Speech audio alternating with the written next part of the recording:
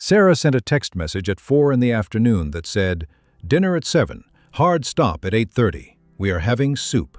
There was no RSVP button, no menu choice, and no expectation that anyone would bring a fine wine pairing. By 8:25, 4 of us were sitting around her kitchen counter, finishing a loaf of crusty sourdough bread.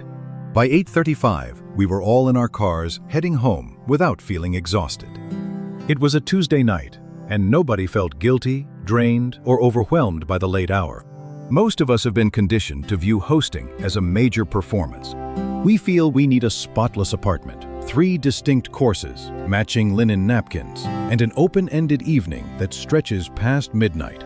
Because that feels like far too much work on a busy weekday, we simply do not invite people over at all.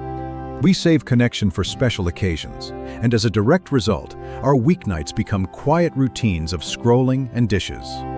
But hospitality was never supposed to be an event production or a test of endurance. The secret to lowering the pressure of weeknight gathering is what I call the bounded invitation. When you tell someone to come over for dinner, you are asking them to sign an unwritten contract with no clear end time.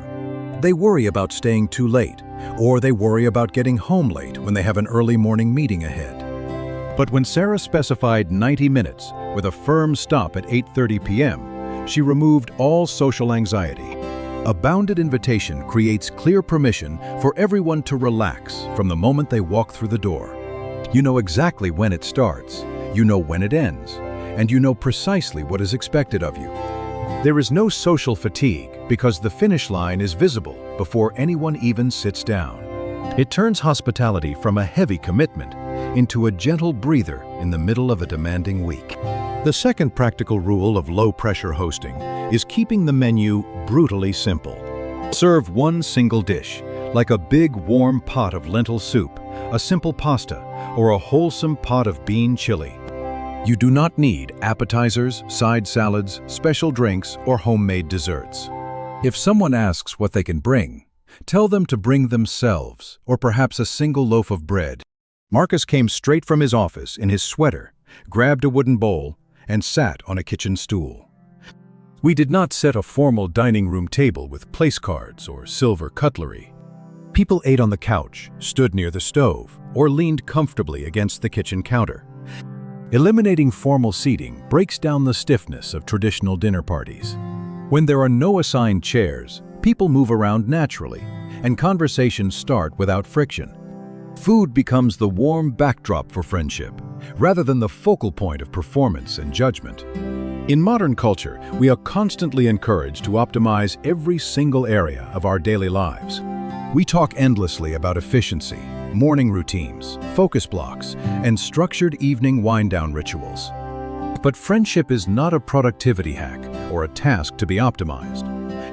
Gathering with people you care about is not something to be streamlined, scheduled into sprint cycles, or measured for maximum output. Real hospitality is simply the generous act of opening your front door and letting people see your life as it actually is. Sarah did not hide the laundry basket sitting in the hallway corner. She did not scrub every baseboard or light half a dozen scented candles before we arrived. Her living room looked like a place where a real human actually lived on a Tuesday evening. That quiet vulnerability gave the rest of us immediate permission to drop our own social armor. Real human warmth happens when we stop trying to impress each other and start welcoming each other into the everyday middle of our lives.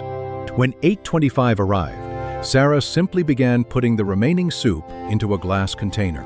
She did not have to make up a polite excuse or pretend to yawn. The hard stop at 8:30 was built into the invitation from the very beginning. We put our bowls in the sink, grabbed our jackets, and walked out the door together. Because we left while we were still energized and happy, we all wanted to do it again the following week. A wonderful evening does not need to linger until everyone is tired and staring at their phones. Ending on time preserves the genuine joy of the gathering and keeps the door wide open for the future. It respects everyone's sleep, personal schedules, and individual energy levels. You do not need a grand occasion, a perfectly tidy house, or a complex recipe to share a meaningful meal with friends.